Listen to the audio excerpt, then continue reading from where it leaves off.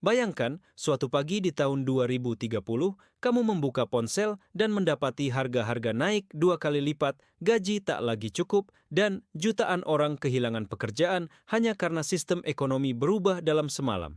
Dunia tidak sedang menuju krisis. Dunia sudah berjalan ke arahnya, langkah demi langkah, dan kebanyakan orang tidak sadar. Krisis 2030 bukanlah sekadar ramalan gelap para ekonom, tapi sebuah peringatan nyata dari arah perubahan global.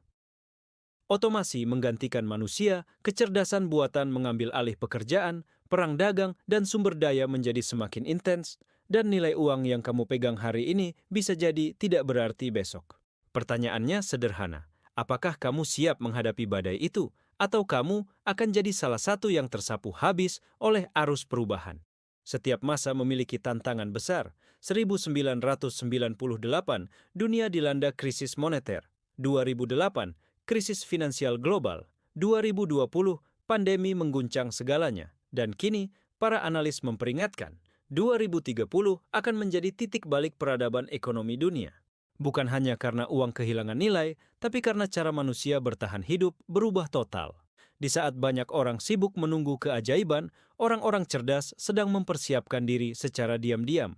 Mereka membaca tanda-tanda, mempelajari arah ekonomi, dan menata hidup bukan untuk bertahan, tapi untuk berkembang di tengah krisis. Maka, dalam video ini, kita akan membongkar satu persatu rahasia menghadapi krisis 2030. Bukan dengan ketakutan, tapi dengan strategi, mental baja, dan kebijaksanaan finansial yang nyata. Karena krisis bukan akhir dunia, tapi ujian untuk melihat siapa yang benar-benar mengerti cara hidup di dunia baru. Krisis tidak terjadi dalam semalam. Ia dibentuk oleh pola panjang, kebiasaan konsumtif, utang global, dan sistem ekonomi yang dibangun di atas ilusi pertumbuhan tanpa batas. Di bawah permukaan, sistem keuangan dunia kini rapuh. Negara-negara besar mencetak uang tanpa henti, dan mata uang fiat semakin kehilangan kepercayaan. Inflasi merayap perlahan, harga pangan dan energi meningkat, sementara pendapatan masyarakat stagnan. Teknologi menggantikan tenaga kerja, tapi tidak menciptakan kesejahteraan bagi semua orang.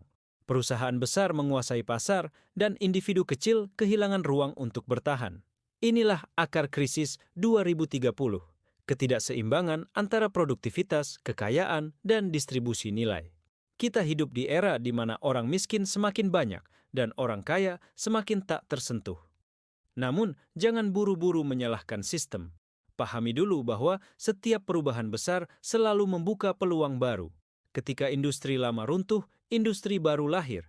Ketika pekerjaan lama hilang, keterampilan baru dibutuhkan. Mereka yang mau beradaptasi akan memetik hasil besar, sementara yang menolak berubah akan tenggelam dalam nostalgia masa lalu. Jadi, sebelum kita bicara tentang cara bertahan, pahami dulu, kamu tidak sedang melawan krisis, kamu sedang melawan ketertinggalan. Krisis hanyalah hasil dari dunia yang berubah lebih cepat daripada kesadaran manusia. Dan yang bisa bertahan di 2030 nanti bukanlah yang paling kuat, tapi yang paling cepat beradaptasi. Sebelum kamu menyiapkan tabungan, investasi, atau bisnis, kamu harus menyiapkan mental krisis. Krisis bukan hanya tentang uang yang hilang, tapi tentang ketenangan yang runtuh. Banyak orang kehilangan segalanya bukan karena mereka miskin, tapi karena mereka panik. Orang yang mentalnya kuat bisa tetap berdiri meski kehilangan harta, tapi orang yang lemah akan tumbang meski masih punya peluang. Untuk menghadapi krisis 2030, kamu butuh mental seperti baja. Mental yang mampu melihat peluang di balik kehancuran. Mental yang tahu kapan harus bertahan dan kapan harus bergerak. Kamu harus melatih diri berpikir jernih saat situasi kacau, karena itulah waktu di mana keputusanmu akan menentukan nasibmu. Latih disiplin finansial sejak sekarang. Belajar hidup sederhana tanpa kehilangan arah. Hentikan pemborosan, hilangkan gaya hidup pamer, dan biasakan diri menunda kesenangan. Karena orang yang bisa menunda kesenangan hari ini akan menuai kekayaan besok. Krisis hanya menghancurkan mereka yang hidup tanpa rencana. Tapi bagi mereka yang sadar, krisis hanyalah ujian untuk naik kelas. Ingat ini, kamu tidak bisa mengendalikan ekonomi global, tapi kamu bisa mengendalikan dirimu sendiri. Dan kendali diri adalah kekayaan terbesar dalam masa krisis. Saat badai datang, rumah tanpa fondasi akan roboh. Begitu pula keuanganmu. Mulailah dengan fondasi dasar, cash flow positif, dana darurat, aset produktif, dan literasi finansial. Pastikan pengeluaranmu selalu di bawah pendapatan. Pisahkan uang kebutuhan, investasi, dan dana darurat. Jangan campur semuanya jadi satu rekening. Bangun aset yang menghasilkan arus kas, bukan hanya aset yang terlihat mewah. Krisis 2030 akan menghapus banyak harta semu, rumah yang tak bisa dijual, mobil yang jadi beban, dan gaya hidup yang tidak relevan.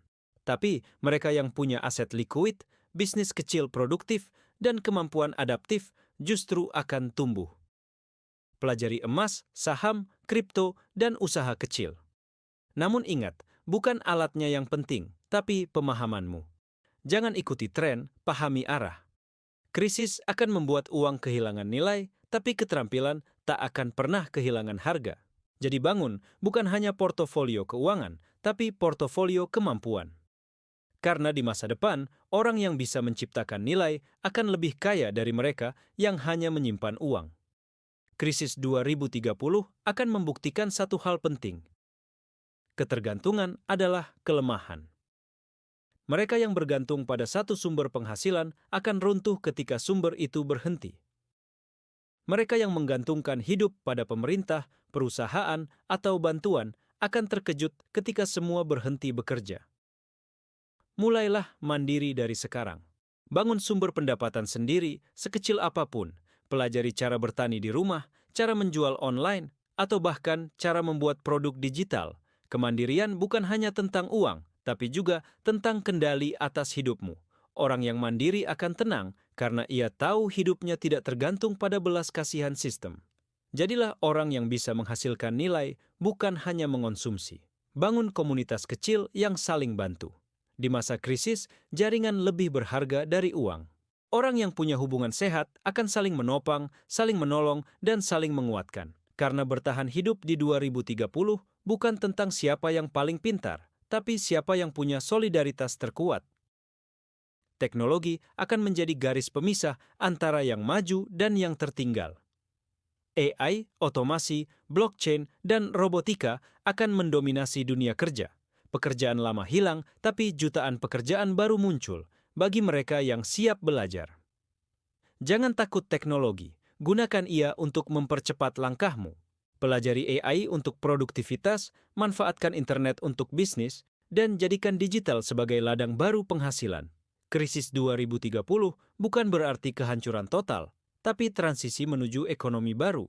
Mereka yang menolak belajar akan tertinggal di belakang, tapi mereka yang mau beradaptasi akan menjadi pemenang baru di dunia yang berubah.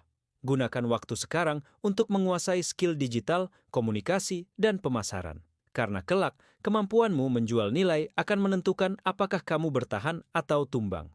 Teknologi bukan musuhmu, ia adalah kendaraanmu menuju kebebasan finansial baru. Setiap krisis selalu membawa dua hal, kehancuran dan kesempatan. Krisis 2030 akan menyingkirkan mereka yang hidup tanpa arah, tapi mengangkat mereka yang siap secara mental, finansial, dan spiritual. Jangan habiskan waktumu menunggu keadaan membaik. Mulailah jadi orang yang memperbaiki keadaan. Bangun dirimu, bukan hanya hartamu. Bangun kebijaksanaan, bukan hanya kekayaan. Jangan hanya ingin bertahan, tapi tumbuh melampaui krisis. Karena dunia baru akan lahir dari tangan orang-orang yang tidak takut kehilangan. Ingatlah, badai bukan untuk menakut-nakuti, tapi untuk menguatkan akar. Dan jika kamu mempersiapkan diri dengan benar, 2030 bukanlah tahun kehancuran, tapi tahun di mana kamu menemukan jati dirimu yang sebenarnya. Jadi, jangan takut krisis. Takutlah kalau kamu tidak berubah, karena yang tidak mau berubah pasti akan digilas oleh perubahan.